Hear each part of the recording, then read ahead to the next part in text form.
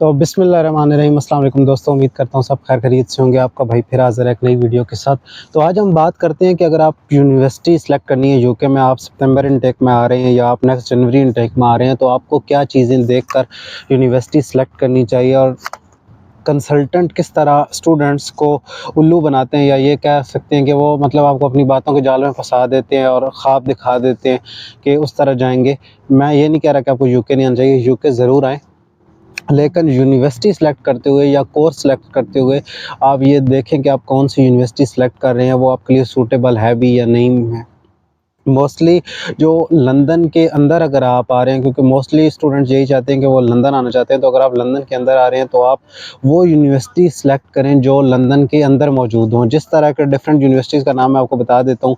University of London, University of East London, London South Bank University, London Metropolitan University, उसके अलावा Greenwich University, Middlesex University, Ravensbourne University. ये सारी वो university हैं जो तकरीबन लंदन के अंदर मौजूद हैं।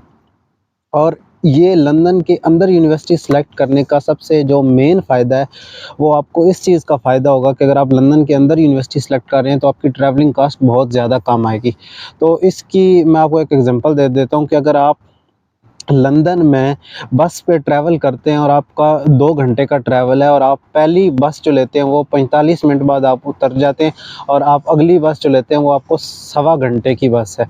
तो अब आपको एक बस का 1 घंटे का जो किराया है वो 1.75 पाउंड देना होता है यहाँ। ठीक है, जब आप एक बार बस पे अपना कार्ड टैप करते हैं तो 1.75 पाउंड आपके लगते हैं। तो अगर आप 1 घंटे के अंदर दूसरी बस पे कार्ड टैप कर देते हैं तो आपको 1.75 पाउंड ही चार्ज होंगे। उसके अलावा भी अगर जो ट्रेनें लंदन के अंदर चल रही हैं, जिस तरह के मोस्ट फेमस ट्रेन है विक्टोरिया ट्रेन, या ये चल रही है, तो ये तकरीबन 4-5 पाउंड तक आपका ख़र्चा आता है ट्रैवलिंग का। तो ये कोई भी खर्चा नहीं है। अगर आप लंदन में आके ये देखते हैं तो ये 4 पाउंड या 5 पाउंड जो ट्रैवलिंग कास्ट है, ये एक नॉर्मल सी ट्रैवलिंग कास्ट है लंदन के अंदर। लेकिन एट द सेम टाइम अगर आप लंदन के बाहर जाते हैं तो देन आपको बहुत ज़्यादा ट्रैवलिंग कास्ट आ जाती है। तो इसकी एग्जांपल आप ये लें, मोस्टली कंसल्टेंट आपको ये कहते हैं कि भाई जो है आप हर्टफोर्डशायर चले जाएँ या ये चले। मैं ये नहीं कह रहा कि आप ना आएँ, आप हर्टफोर्डशायर यूनिवर्सिटी ज़रूर आएँ, बहुत अच्छी यूनिवर्सिटी है। मैं खुद हर्टफोर्डशायर यूनिवर्सिटी का स्टूडेंट हूँ। लेकिन मैं आपको ये कहना चाहता हूँ कि आप पहले लंदन वाली यूनिवर्सिटीज़ को कंसिडर करें। अगर आपको वहाँ एडमिशन नहीं मिलता या वहाँ आपका टाइम थोड़ा ज़्यादा लग रहा है, क्योंकि हर्टफोर्डशायर यूनिवर्सिटी तो आपको बहुत ज़्यादा जल्दी एडमिशन दे देती है, तकरीबन 2 वीक का टाइम होता है और उसके अंदर आपको एडमिशन आ जाता है। लेकिन जो यूनिवर्सिटी है लंदन के अंदर, यूनिवर्सिटी है ग्रीनविच यूनिवर्सिटी, क्योंकि मैंने खुद ग्रीनविच में अप्लाई किया था, तो वो 1 मंथ तकरीबन लगा देती है और उसके बाद वो आपको अपना लेटर इशू करती है, कंडीशनल लेटर। तो इस वजह से लोग उसको कंसिडर ही नहीं करते, या लोग कहते हैं कि अभी इसका लेटर आ गया तो हम फ़ौरन से चले जाएँ। तो ये चीज़ें फिर आपको इधर आके फ़ील होती हैं कि इसकी एग्ज़ाम्पल मैं आपको दिखा देता हूँ, शायद आपको नज़र आ रहा हो। ये 12 पाउंड 70 पेंस का टिकट है जो सेंट्रल लंदन से यहाँ तक मुझे मिला है, और ये एनी टाइम, मतलब मैं इस पे किसी टाइम भी आ सकता हूँ, सिर्फ जा नहीं सकता। ये सिर्फ वन वे टिकट है, रिटर्न टिकट नहीं है इसमें। तो ये है 12 पाउंड 70 पेंस का। तो ये अब आप खुद देख लें कि अगर इतना महंगा आप ट्रैवल कर रहे हैं तो देन आप अभी कमाई के लिहाज से भी वो हालात नहीं है यूके में, थोड़े अभी मुश्किल हालात है। आगे बेहतर हो जाएंगे डेफिनेटली, लेकिन अभी मुश्किल है। जो जनवरी में आ रहे हैं उनके तो खासकर बहुत ज़्यादा मुश्किल है। जो सितंबर में आ रहे हैं उनके लिए फिर भी मौसम काफ़ी खुल जाता है और काफ़ी जॉब्स हो जाती हैं, तो फिर भी बेहतर हो जाती है सिचुएशन। तो अगर आप सितंबर इनटेक के स्टूडेंट हैं और आप लंदन आना चाहते हैं, तो सबसे पहले आप जो चीज़ सेलेक्ट करें वो ये देखें कि आप कौन सी यूनिवर्सिटी में आना चाहते हैं और उसकी लोकेशन कौन सी है। जिस तरह अभी पोर्ट्समाउथ यूनिवर्सिटी है, वो भी एक लंदन के बाहर यूनिवर्सिटी, और मोस्टली कंसल्टेंट अगर उसका भी बताते हैं तो वो भी ये कहते हैं कि आपको जी 15-20 मिनट 25 मिनट लगेंगे, या हर्टफोर्डशायर का भी कहेंगे कि 20-25 मिनट लगेंगे। तो 20-25 मिनट नहीं लगते भाई दोस्तों, और ये 20-25 मिनट आपको तब लगते हैं जब आप उधर फिन्सबरी पार्क या इस जगह से आ जाएँ, फिर आपको शायद हार्टफोर्डशायर यूनिवर्सिटी आने तक फिर भी तकरीबन 35 से 40 मिनट लग जाते हैं। अगर उससे पीछे आपने आना है जहाँ, क्योंकि आप फिन्सबरी पार्क तो मोस्टली लोग नहीं रहते, ठीक है, यहाँ रिहाइश बहुत ज़्यादा महंगी है। तो आप कहीं और रह रहे होंगे साथ लंदन में, तो वहाँ से आते-आते आपको घंटा डेढ़ तकरीबन लग जाता है। और जितना आपको टाइम लगेगा आपकी उतनी कास्ट भी बढ़ जाएगी, क्योंकि यहाँ बसेस से अगर आप आते हैं तो फिर 3 घंटे लग जाते हैं, तो वो कोई भी नहीं आना चाहेगा, इतना ज़्यादा लंबा सफ़र कोई भी नहीं करता।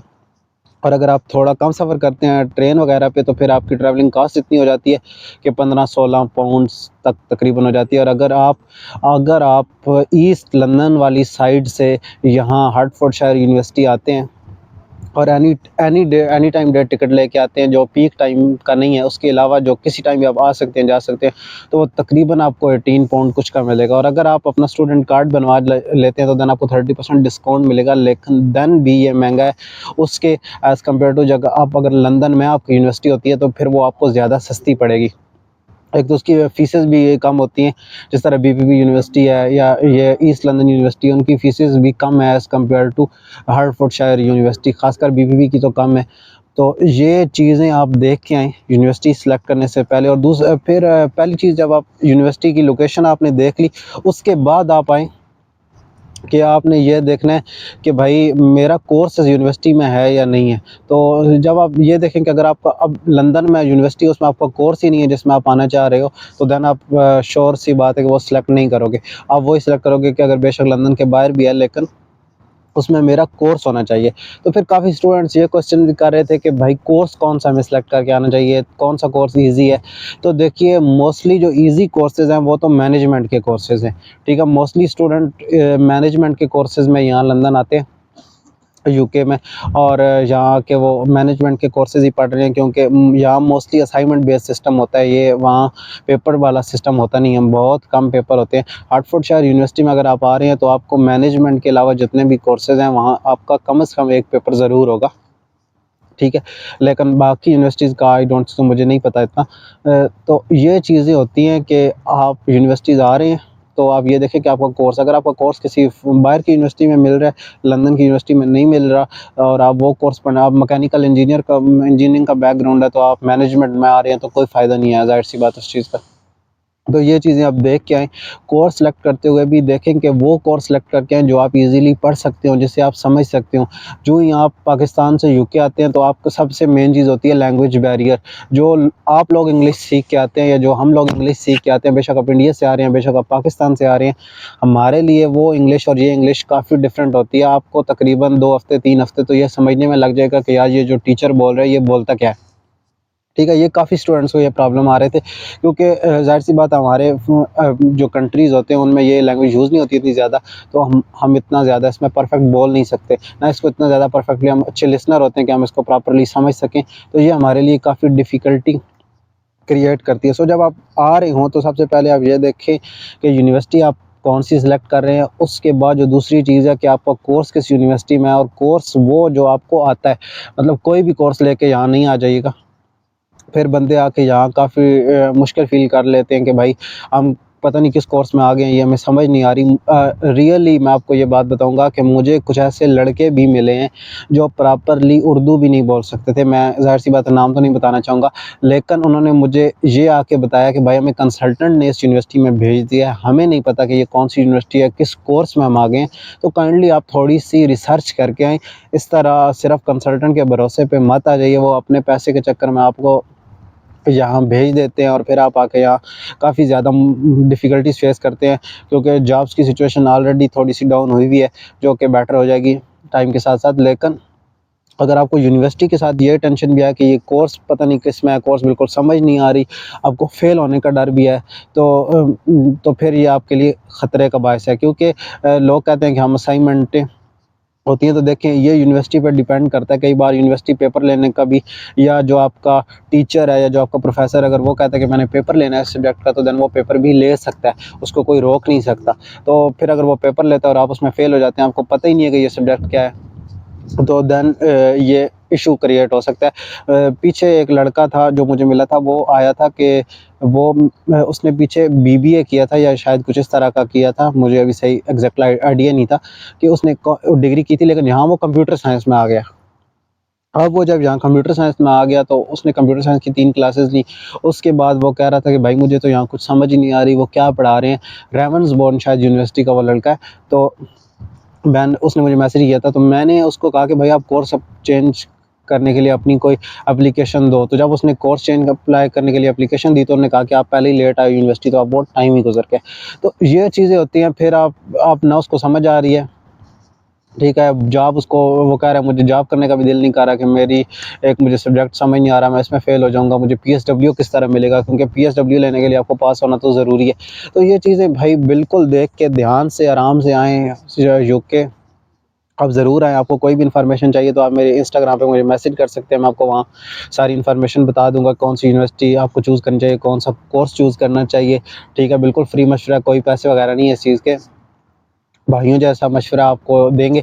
तो लेकिन कभी भी कंसल्टेंट की बातों में मत आएँ, ठीक है। आप अपने पैसे भी ज़ाया कर देते हैं, यहाँ आ जाते हैं, फिर आप कहते हैं कि अब हम वापस जाएँ किसी और मुल्क, यहाँ से निकल जाएँ कोर्स कंप्लीट किए बगैर, या इस तरह की बातें फिर मोस्टली लोग करते हैं, ठीक है। तो ये चीज़ें बंदे को फिर काफ़ी डिसहार्ट करती हैं कि भाई कंसल्टेंट ने मुझे कौन सी यूनिवर्सिटी में भेज दिया, कौन से कोर्स में भेज दिया, मुझे तो कुछ पता ही नहीं है।